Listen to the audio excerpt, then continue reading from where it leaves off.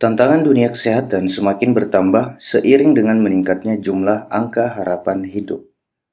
Hal tersebut sejalan dengan meningkatnya jumlah pasien dengan jumlah penyakit yang secara kuratif sulit untuk disembuhkan atau penyakit terminal. Bukan hanya pada level lansia, angka kejadian juga bisa ditemukan pada orang dewasa dan anak-anak, seperti penyakit kanker, degeneratif, PPOK, cystic fibrosis, stroke, Parkinson, gagal jantung, penyakit genetika, serta penyakit infeksi seperti HIV/AIDS. Selain perawatan kuratif, preventif, promotif, dan rehabilitatif, bidang perawatan paliatif merupakan salah satu bidang yang penting untuk diperhatikan dalam memaksimalkan kualitas hidup serta angka harapan hidup pasien. Bidang kesehatan paliatif merupakan bagian perawatan dengan fokus bukan hanya pada pasien, namun juga keluarga dan sekitarnya. Perawatan pasien paliatif berfokus pada penyakit terminal, yang secara ilmu kedokteran saat ini tidak dapat disembuhkan, dengan cara memaksimalkan kualitas hidup pasien serta mengurangi gejala yang mengganggu, melalui perbaikan penata laksanaan pada aspek fisik, psikologis, sosial, serta spiritual pasien maupun keluarga.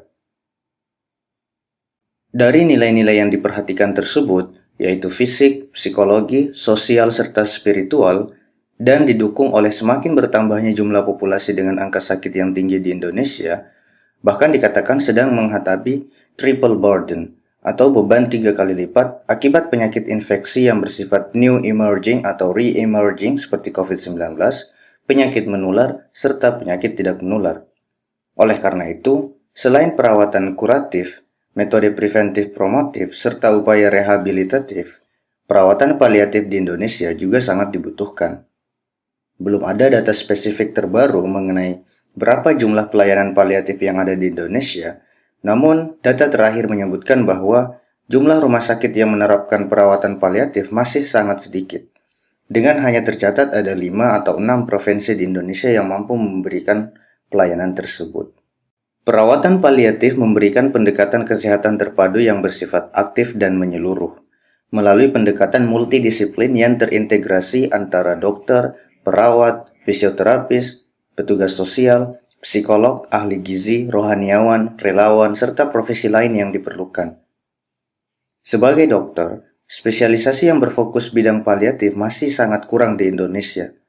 Menurut Dr. Andi Khomeini Takdir atau Dr. Koko, dokter spesialis penyakit dalam, konsultan psikosomatik mengatakan bahwa dalam mencetak dokter yang bisa berfokus di bidang paliatif, dibutuhkan orang yang punya kapabilitas untuk berdialog dan bekerja sama sekaligus mengkoordinasikan tim interdisiplin, semisal dokter penyakit dalam, dokter spesialis anestesi, dokter keluarga, dan juga dokter-dokter lainnya di saat merekalah yang menjadi penentu utama tindakan medik terhadap pasien bersangkutan.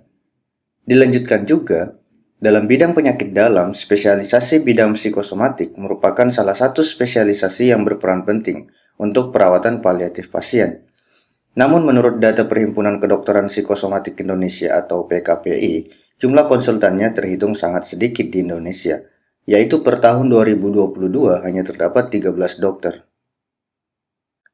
Secara demografis, penduduk Indonesia diproyeksikan bisa mencapai 300 juta jiwa di tahun 2030.